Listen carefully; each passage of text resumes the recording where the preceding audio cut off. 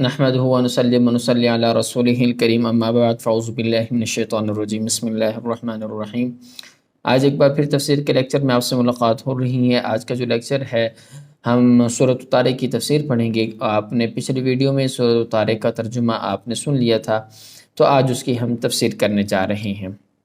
سب سے پہلے تو یہ دیکھنا ہے کہ یہ سورۃ طارق یہ سورۃ مکی ہے، اور جو گزشتہ سورت ہم نے پڑھی تھی سورۃ البروج، اس میں آپ نے سنا ہوگا کہ اس میں مومنین کو تسلی دینا مقصود تھی، اور کفار کے لیے وعید کا بیان تھا، اور پھر مومنین کے لیے آخرت کے جزا کا ذکر تھا، اور پھر اس کے آخر میں قرآن مجید کی عظمت اور شان کا ذکر تھا۔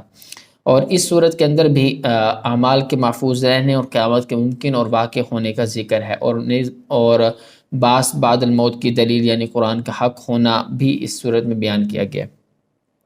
اس صورت کا شان نزول کیا ہے؟ ایک مرتبہ ابو طالب جناب نبی کریم صلی اللہ علیہ وسلم کے پاس کچھ روٹی اور دودھ لے کر آئے۔ آپ صلی اللہ علیہ وسلم بیٹھے کھا رہے تھے تو اسی اثناء میں ایک ستارہ ٹوٹ کر گر پڑا، جس کی چمک سے وہاں کی ہر جگہ ہر چیز ساری جگہ روشن ہو گئی، ہر چیز روشن ہو گئی۔ تو ابو طالب نے پریشان ہو کر پوچھا کہ یہ کیا ہے؟ تو جناب نبی کریم صلی اللہ علیہ وسلم نے فرمایا کہ یہ ستارہ تھا، شیطان کو مارا گیا۔ تو یہ بھی قدرت کی نشانیوں میں سے ایک نشانی ہے۔ ابو طالب کو یہ سن کر تعجب ہوا، اس پر یہ آیات نازل ہوئیں۔ اصل میں معاملہ ہوتا یہ تھا، چلیں وہ پھر انشاءاللہ آگے بتاؤں گا، اگلی جب ہم آیات کی تفسیر پڑھیں گے تو اس میں بات کو ذکر کروں گا۔ اللہ تبارک و تعالیٰ فرماتے ہیں وَالسَّمَاءِ وَالطَّارِقِ، قسم ہے آسمان کی اور رات کو آنے والی کی۔ اس آیت میں اللہ تبارک و تعالیٰ نے دو چیزوں کی قسم اٹھائی ہے، نمبر ایک آسمان کی، نمبر دو رات کو آنے والی کی۔ اب رات کو آنے والے کی اس سے ستارہ مراد ہے، کیونکہ وہ دن کو چھپا رہتا ہے اور رات کو وہ ظاہر ہو جاتا ہے، رات کو آ جاتا ہے، اس وجہ سے فرمایا کہ رات کو آنے والی۔ آگے فرمایا وما ادراک ما الطارق۔ اللہ تبارک و تعالیٰ یہاں پر تعظیم شان کے لیے سوال کر رہے ہیں کہ کیا آپ کو پتہ ہے کہ رات کو آنے والی کیا ہے؟ اور پھر جب دیکھیں خود آگے سے پھر جواب بھی دے دیا، تعظیم شان کے لیے سوال کیا اور پھر جواب بھی خود دے دیا، النجم الثاقب، کہ طارق وہ رات کو جگمگانے والا روشن ستارہ ہے۔ اب الثاقب کے معنی کئی معنی ہیں، جس کا معنی ہوتا ہے کہ بلند ہونا یا روشن ہونا، سوراخ کرنے والا، تو کئی معنی آتے ہیں۔ اب سوال یہاں پر یہ ہوتا ہے کہ النجم الثاقب سے کون سا ستارہ مراد ہے؟ بہرحال مفسرین کے اس بارے میں مختلف اقوال ہیں، رائے ہیں، لیکن اس میں جو راجح قول یہ کہ کوئی خاص ستارہ مراد نہیں ہے، بلکہ ہر ستارہ جو ٹوٹ کر گر پڑتا ہے اور اس سے روشنی پھیلتی ہے۔ اور پھر اس سے کچھ لوگ کہتے ہیں، کچھ مفسرین کہتے ہیں کہ اس سے ثریا ستارہ مراد ہے، کوئی زحل کا معنی اس میں لیتے ہیں۔ بہرحال مختلف اقوال اور رائے ہیں۔ اب آگے یہ سوال یہاں پر یہ ہوتا ہے کہ ستارہ ٹوٹ کر گرنے کے فوائد کیا ہوتے ہیں؟ یہاں پر جو فرمایا کہ رات کو آنے والا، پھر رات وہ ستارہ ٹوٹ کر گر پڑا تھا، اس کے مختلف فوائد ہوتے ہیں۔ نبی کریم صلی اللہ علیہ وسلم کی بعثت سے پہلے شیاطین جنات 7ویں آسمان کے قریب جا کر اوپر آسمانوں کی باتیں چرایا کرتے تھے، اور پھر وہ کاہنوں کو خبر کرتے، اور پھر کاہن اپنی طرف وہ کاہنوں کو بتلاتے، کچھ ادھر سے سنتے کچھ اپنی طرف سے۔ جب کاہنوں کو پتہ چلتا تو کاہن کچھ وہ سنی سنائی بات کچھ اپنی طرف سے ملا کر پھر اس طرح کے لوگوں میں باتیں وہ مشہور کر دیتے تھے۔ آپ صلی اللہ علیہ وسلم کی بعثت کے بعد ان کو روک دیا گیا، اور اگر کوئی شیطان بات سننے کے لیے اوپر جاتا تو یہ ستارہ ٹوٹ کر اس پر گر پڑتا اور وہ جل جاتا شیطان۔ اب اس میں دوسرا کہ ستارے کے ایک تو فائدہ یہ تھا کہ ستارے ٹوٹ کر گرتے، اور پھر دوسرے کے ستاروں کے فائدے یہ بھی ہیں کہ اس سے آسمان کی خوبصورتی بھی ہے، آسمان کی سجاوٹ بھی ہے، اور قدرت کی نشانیاں بھی ہیں کہ جس طرح آج کل کے زمانے میں تو اس کو سمجھنا کوئی مشکل ہی نہیں ہے۔ آپ ایسا کریں کہ رات کے وقت ڈرون طیارہ اڑائیں، ڈرون کیمرہ اڑائیں، اور اس میں آپ دیکھیں پھر سٹی کو فوکس کریں تو پورے ایک سٹی میں جہاں جہاں لائٹیں جل رہی ہوتی ایک بڑا پیارا منظر پیش کر رہا ہوتا ہے۔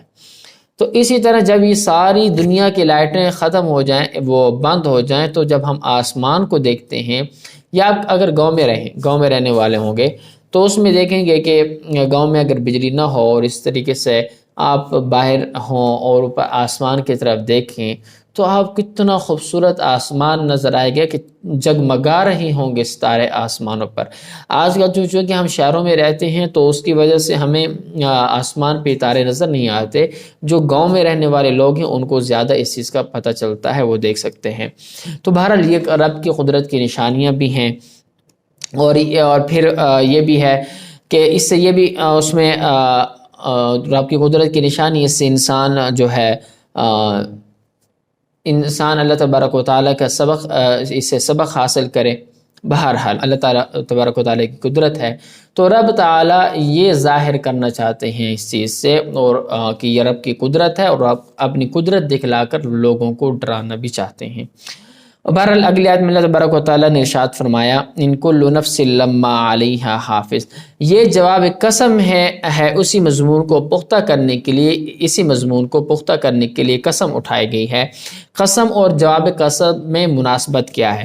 مناسبت یہ ہے کہ جس طرح آسمان پر ستارے ہر وقت محفوظ ہوتے ہیں مگر ان کا ظہور صرف خاص ہے رات کے وقت ہوتا ہے، اسی طرح انسان کا اعمال بھی نامہ اعمال میں محفوظ ہیں، اور ان کا ظہور بھی کہاں پر ہوگا؟ قیامت کے دن ہوگا۔ اور اس لیے تو فرمایا ان کل نفس لما علیہا حافظ۔ اور پھر اگر ہم دیکھیں نا یہاں پر ان کل نفس میں ان نافیہ ہے، لما بمعنی اللہ کے ہے، تو مقصد یہ ہوگا کہ ہر انسان پر ایک محافظ اور نگران مقرر ہے، ایک محافظ اور نگران مقرر ہے جو اس کے تمام افعال و اعمال اور حرکات کو نوٹ کر رہا ہے، لکھ رہا ہے اور دیکھتا ہے، جانتا ہے۔ اور یہ رب تعالی یہ لکھنا اس کے لیے ہوتا ہے تاکہ قیامت کے دن اس کا محاسبہ ہو سکے، اس کی ساری فوٹوز نگرانی ہو رہی ہے۔ اس لیے انسان کو چاہیے کہ کسی بھی وقت آخرت سے اور غافل نہ ہو، قیامت سے غافل نہ ہو، ہر کام سے پہلے اس کا انجام سوچ لے جو بھی کام شروع کرنا چاہ رہا ہو۔ تو اب دیکھیں حافظ کے دو معنی بیان کیے گئے، ایک معنی ہے نگران کے، پھر مقصد یہ ہوگا کہ اللہ تبارک و تعالیٰ نے ہر انسان پر نگران مقرر کی ہے۔ اب اس سے پھر جب اس کا ہم معنی نگران کریں گے تو اس سے کرامن کاتبین مراد ہوں گے جو ہمارے کندھوں پر بیٹھے یہ ساری چیزیں نوٹ کر رہے ہیں۔ اور اگر محافظ اور نگہبان اس کا معنی کیا جائے تو پھر اس سے وہ فرشتے مراد ہوں گے جو انسان کی حفاظت کے لیے مقرر ہیں۔ جناب نبی کریم صلی اللہ علیہ وسلم نے ارشاد فرمایا کہ ہر انسان کے ساتھ 360 فرشتے ہیں جو اس کی حفاظت کرتے ہیں، تو اس سے پھر وہ فرشتے مراد ہوں گے، اور اتنی حفاظت کے لیے کہ اس کو تمام بری چیزوں سے مصائب سے بچا کے رکھتے ہیں سوائے اس چیز سے جو اللہ تبارک و تعالیٰ نے اس کے مقدر میں رکھ دی ہے۔ اور یہاں تک آتا ہے کہ انسان کی ایک آنکھ پر 7 فرشتے مقرر ہیں انسان یہ آنکھ کی حفاظت کرنے کے لیے۔ اگلی آیت میں اللہ نے ارشاد فرمایا فَلْيَنْظُرِ الْإِنسَانُ مِمَّا خُلِقَ۔ اس آیت میں اللہ تبارک و تعالیٰ اپنی قدرت کو بیان کر رہے ہیں کہ مشرکین کے شبہوں کا جواب بھی دے رہے ہیں کہ جو شیاطین ان کے ذہنوں میں یہ بات ڈالتے تھے کہ ہم نے مر کر جب ہم مر جائیں گے، مٹی ہو جائیں گے، تو دوبارہ زندہ ہونا ہمارے لیے محال ہے۔ تو اس لیے یہاں پر ارشاد فرمایا کہ تم ذرا اپنی ابتدائی تخلیق پر تو غور کرو، تمہیں کس چیز سے پیدا کیا گیا ہے۔ اور پھر انسان اگر اس میں ہم غور کریں تو کتنا اللہ تبارک و تعالیٰ نے پوری دنیا کے مختلف ذرات کو جمع کر کے انسان کو پیدا کیا، بنایا، ذرا اس پر غور تو کرنا چاہیے انسان کو۔ پھر آگے فرمایا خلق من ماء دافق یخرج من بین الصلب والترائب۔ مقصد یہ ہے کہ انسان کو نطفے سے پیدا کیا ہے جو مرد کی پشت اور عورت کی چھاتی سے نکلتا ہے۔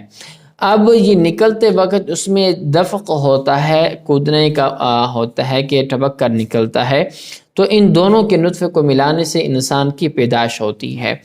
اب اس میں یہاں پر جو فرمایا گیا کہ پیٹھ اور سینے کے درمیان سے نکلتا ہے، اس میں مفسرین نے مختلف آرائیں ظاہر کی ہیں۔ مفسرین فرماتے ہیں کہ مرد کا جو نطفہ ہے وہ پیٹھ سے نکلتا ہے، عورت کا سینے سے نکلتا ہے، اور یا پھر دونوں کو پیٹھ اور سینے سے نکلتا ہو، یا پھر جو ڈاکٹر اثرات ہیں اس میں جو محققین ہیں وہ یہ فرماتے ہیں کہ ہر انسان کے ہر اعضاء سے نکلتا ہے، اور جس اس سے نکلتا ہے اسی اس سے اس کی انسان کی پیدائش ہوتی ہے بچے کی، اسی اس کے ساتھ. اور یہ بھی کوئی قرآن کی اس تفسیر کے مخالف نہیں ہے، کیونکہ یہ ممکن ہے، ہو سکتا ہے کہ وہ سارے اعضاء کا سے جمع ہو کر پیٹھ اور چھاتی میں جمع ہو جائے، پھر وہاں سے یک بارگی نکلتا ہو. بہرحال یہ مختلف آرائیں ظاہر کی جاتی ہیں. اگلی آیت میں اللہ تبارک و تعالی ارشاد فرماتے ہیں اِنَّهُ عَلَىٰ رَجْعِهِ لَقَادِرٌ. مقصد یہ ہے کہ جس ذات نے انسان کو پہلے نطفے سے پیدا کیا وہ اس کے دوبارہ لٹانے پر بھی قادر ہے. یوم تبلی السرائر، مقصد یہ ہے کہ دوبارہ زندہ کرنا اس وقت ہوگا کہ جب انسان کے جب راز ظاہر کر دی جائیں گے، کہ انسان کے مخفی باتیں جو دل میں وہ چھپاتا تھا، جو وہ اعمال اس نے چھپ کر کیے تھے، جب وہ سب کے سب ظاہر کر دیے جائیں گے. فما له من قوت ولا ناصر، مقصد یہ ہے کہ اس دن کے لیے کوئی قوت بھی نہیں ہوگی اور کوئی مدد کرنے والا بھی نہیں ہوگا، کہ اگر برے اعمال کے کہ وہ چھپا لیں یا ظاہر نہ کیے جائیں، کوئی بھی ایسی صورت بھی سامنے نہیں آئے گی، کوئی بھی مخفی باتوں کو ظاہر کرنے سے نہیں روک سکے گا. آگے فرمایا والسماء ذات الرجع. رجع کے معنی بارش کے ہیں، کیونکہ وہ بار بار لوٹ کے آتی ہے. ماقبل میں اللہ نے یہ مضمون بیان فرمایا تھا کہ ہم انسان کو دوبارہ زندہ کرنے پر قادر ہیں. اس کی مثال یہاں پر یہی دی کہ والسماء ذات الرجع. جیسے دیکھیں بارش بار بار لوٹ کر آتی ہے، تو اللہ جب اس پر قادر ہیں تو انسان کو دوبارہ زندہ کرنے پر بھی قادر نہیں. ایک بطور تمثیل کے اللہ تعالیٰ یہاں بیان فرما رہے ہیں. اور مفسرین نے ذات الرجع کا معنی چکر لگانے کا کیا. مقصد یہ کہ قسم ہے آسمان کی جو چکر لگانے والا ہے، گھومنے والا ہے. اگلی آیت میں اللہ تبارک و تعالیٰ ارشاد فرمایا کہ والارض ذات الصدع، قسم ہے زمین کی جو پھٹنے والی ہے. مقصد یہ ہے کہ زمین میں بہت سی پوشیدہ چیزیں ہیں جو ظاہر ہو جائیں گی. ہماری زمین کے اندر سونا ہے، تانبا ہے، کوئلہ ہے، مختلف کے نباتات ہیں، دھاتیں ہیں، اور یہ سبزہ ہے، یہ جو ہم فصل وغیرہ ہے، یہ ساری چیزیں زمین سے نکلتے ہیں. جب زمین پھٹتی ہے تو کمپل نکلتی ہے نا، تو اسی لیے فرمایا کہ جب زمین جو ہے پھٹنے والی ہے جب تو وہ ظاہر ہو جاتے ہیں. سارا سبزہ موسم بہار میں ظاہر ہو جاتے ہیں. اسی طرح انسان کی پوشیدہ باتیں جو چھپی ہوئی ہیں وہ بھی ایک نہ ایک دن ظاہر ہو جائیں گی. آگے فرمایا انہو لقول فصل. اب دیکھیں یہاں پر انہو میں ہم نے دیکھنا ہے انہو کی جو ہو ضمیر ہے اس کا مرجع کیا ہے. اس میں دو احتمال ہیں. رجع یعنی مر کر، ایک تو یہ ہے کہ رجع اس کا مرجع ہو یعنی مر کر دوبارہ زندہ ہونا، دو ٹوک اور یقینی بات ہے، اور یہ کوئی مذاق نہیں. ایک بات تو یہ ہے پیچھے جو فرمایا نا انہو علی رجعی، وہ رجع اس سے مراد ہو تو پھر اس کا مطلب یہ ہوگا یعنی مر کر دوبارہ زندہ ہونا. یہ دو ٹوک اور یقینی بات ہے اور یہ کوئی مذاق نہیں ہے. نمبر 2، اگر یہ ضمیر کا مرجع قرآن ہے تو پھر مقصد یہ ہوگا کہ بلا شبہ قرآن پاک حق و باطل کے درمیان فیصلہ کرنے والی ہے، فرق کرنے والی ہے. وما ہوا بالحظ، اور یہ قرآن مجید کوئی مذاق کی کتاب نہیں، کوئی مذاق بات نہیں ہے، کہ دل لگی کی بات نہیں ہے، بلکہ حقیقی ہے.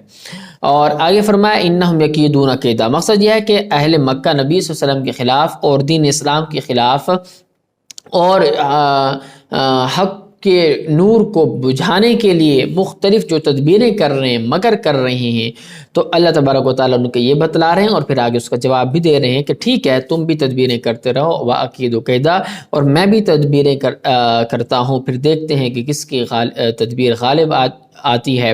اور ظاہری بات ہے کہ رب تعالیٰ کی تدبیر جو ہے نا وہ غالب آتی ہے. پھر فرمایا اگلی آیت میں فَمَهِّلِ الْكَافِرِينَ أَمْهِلْهُمْ رُوَيْدًا، کہ اب مقصد یہ ہے کہ آپ صلی اللہ علیہ وسلم نے جو میرا تدبیر کرنا سن لیا تو آپ کافروں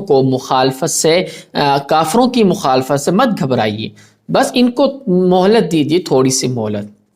اگر ان کو مہلت مل جاتی ہے دنیا میں چند دن زندہ رہنے کے لیے، کچھ کام کرنے کے لیے، کوئی بڑا مسئلہ نہیں ہے، بس ان کو تھوڑی سی مہلت دے دیجیے، ہم ان کا حل نکال لیں گے. اور آخرت میں دنیا میں جائے جو کرتے پھریں، لیکن آخرت میں ہم ان کا حساب پورا کریں گے. امید ہے کہ آپ کو اس صورت کی بھی تفسیر سمجھ میں آ چکی ہوگی. اسی کے ساتھ مجھے اجازت دیجیے، اپنا بہت سارا خیال رکھیے گا. انشاءاللہ نیکسٹ ویڈیو میں ایک بار پھر آپ سے ملاقات ہوگی. بہت شکریہ. السلام علیکم ورحمۃ اللہ وبرکاتہ.